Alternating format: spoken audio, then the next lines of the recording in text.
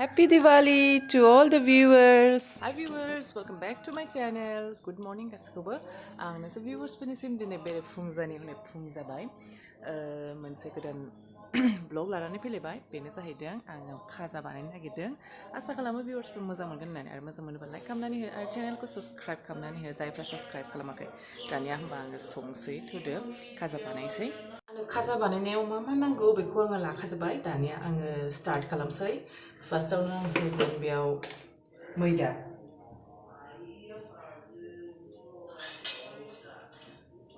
आं दाना मैदाखौ मोनसै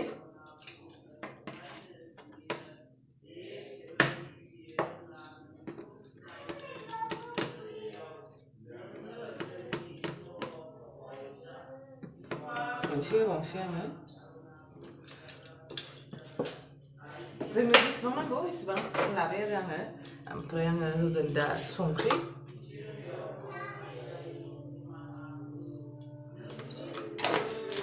ओमफ्राय आं होनसै दाना थाव होनानै मोजाङै लागायसै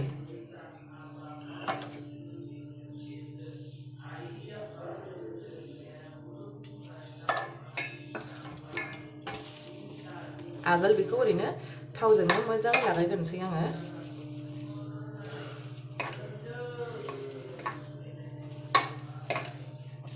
मोजां लागायनानै लानांगौ ओमफ्राय बिनि उनाव बेखौ लागायखांनायनि उनाव ओरै सिथमनांगौ आरोना सिथमनानै बेबायदि थाबाथाय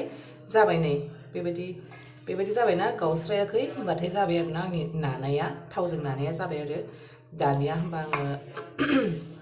दैखौ एसे एसे होयै होयै नानसै आरो बेखौ दैखौ एसे एसे होयै होयै नानसै आं दाना दिवालियाव गोदै जानानै दिवालिखौ बरायनोसै आरोना ओंखायनो दिनै जोंहा खाजा जानो नागिरदों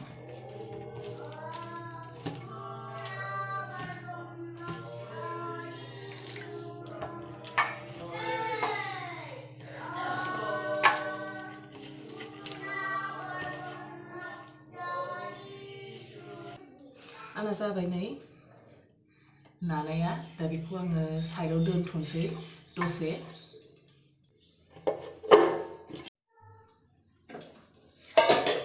आंना बे जाग्राया गोदैसो जागोन नालाय ओंखायनो आङो दा बे गोदैयावसो सोमगोन नालाय दा बेनि थाखाय आङो रस बानायनो नागिरदों आरोना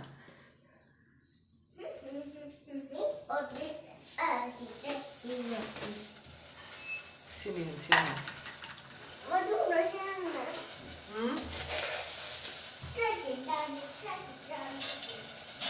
How do you do?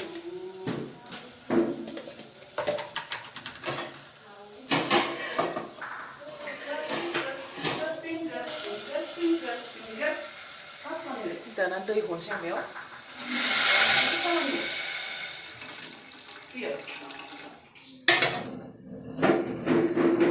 सानै दाना बेखौ आङो ओरैयाव ओरैना होबाय थानोसै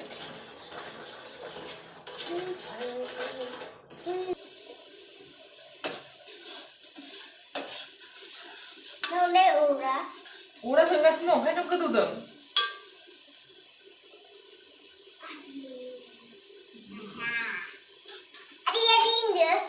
उनाव दाना जादोंना जायाखै आं मारै चेक खालामगोन होनोबा बेखौ आङो बे एसे थानायखौ नायगोन आरोना नै सिथाबाखै दाबो थारमाने जाथ'वाखै आरोना बे दैया दाबो रसा बे आखायाव सिथाबबासो जागोन आरो थाबोथोंसै होनबा बिदिनो सिथाबबाय थारमाने जाबाय बेखौ होनबा आङो साइडआव दोनथ'नोसै एबार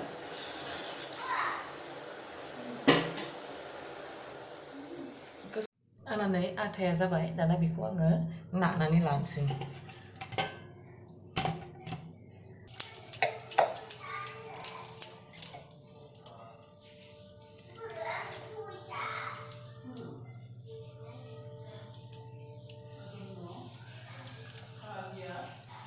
आङो मोनबा लेयार खालामगोन नालाय बे जाग्रानिखौ ओंखायनो मोनथाम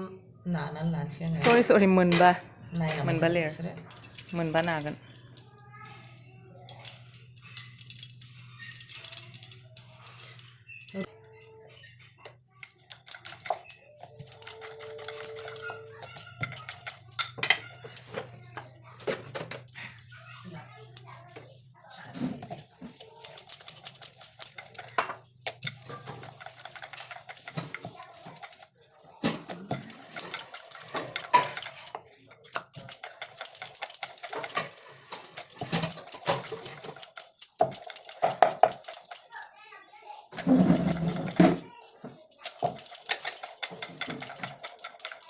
फार्स्टआव आं गासिखौबो बे रुटि बादि नानानै लाजोबनोसै नैखौबो नाबावसै र' आं नै नाजोबखांबाय गासिखौबो नै बिदिनो नाबाय आङो दा आं मा खालामगोन बेयाव आङो थाव होनोसै एसे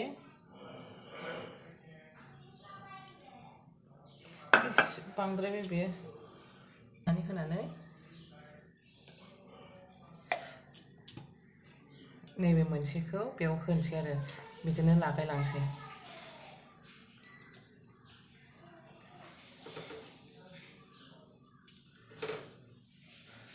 गासिखौबो मोनबाखौबो बिदिनो खालामलांसै आङो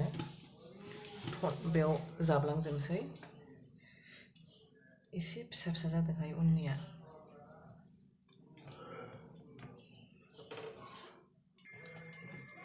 बिसोर एसे गुवार जाबाय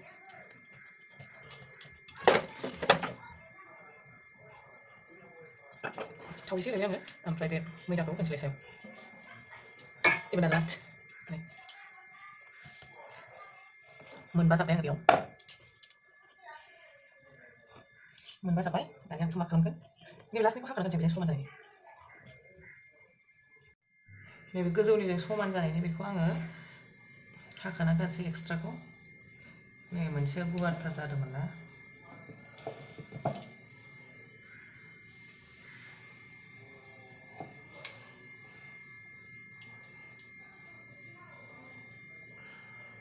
लेमन जुस लोंसैलै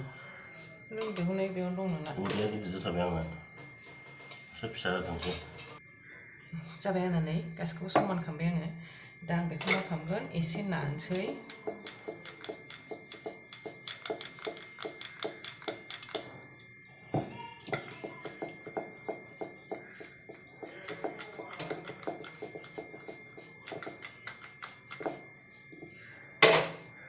मोजाङै रल खालामसै ओरै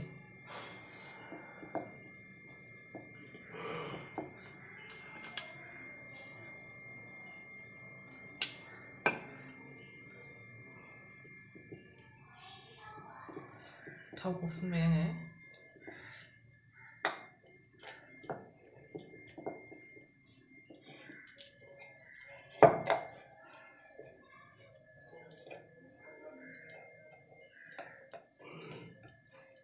जाबाय नै दाना हास'नानै लानोसै बेखौ आङो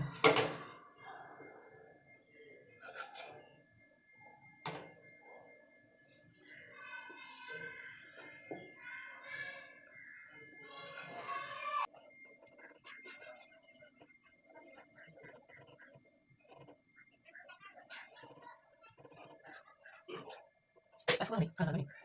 बायदि जाबायना बेयो दा बेखौ लासै दाना बेखौ मोनफा मोनफा नानानै लानोसै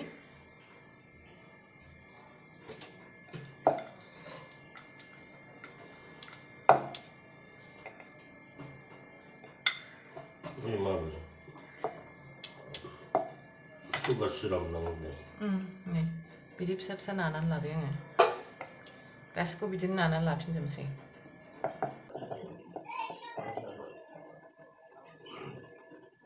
नै आं गासिखौबो बिदि दाब्ले दाब्ले नानानै लाजोब्बाय नै गोबा गोबानो दाना सावसै आङो नै आं गासिखौबो बिदि दाब्ले दाब्ले नानानै लाजोब्बाय नै गोबा गोबानो दाना सावसै थावा जाबाय दाना हरसै आङो नै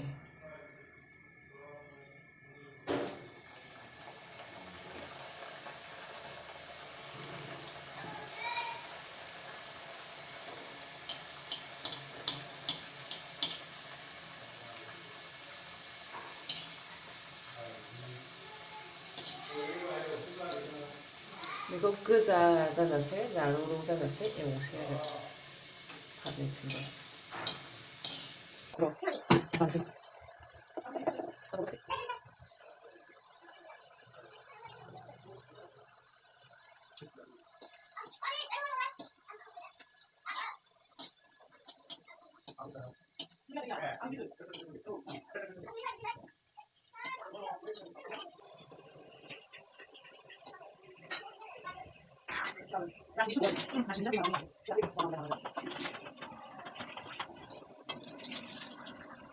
जाबाय नै दाना हानसै आं बेखौ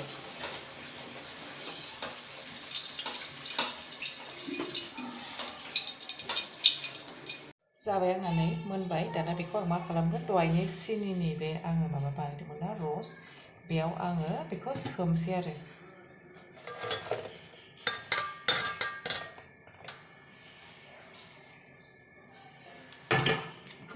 जाबाय आंना दाना बेखौ बोखांसै आङो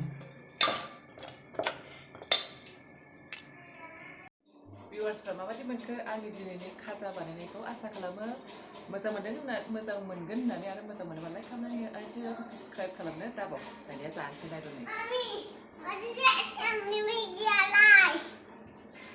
जानोसै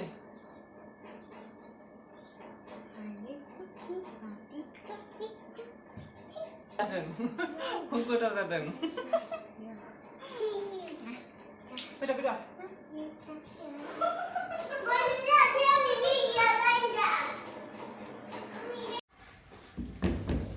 गोथाव मोनथारबाय नामा नोङो? औ मोनसे जाबावसै आं बेखौ आइमोननो दोनसै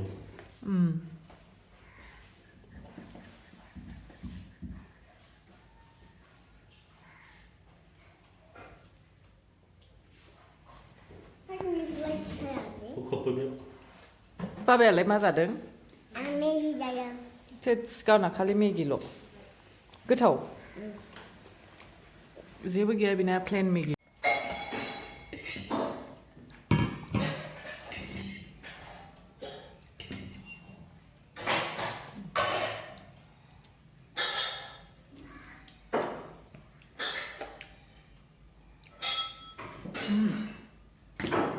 जानांगौ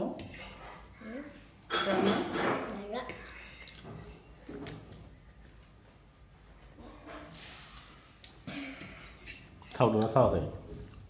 गोथाव जादों आखाइनि बादि स्टिम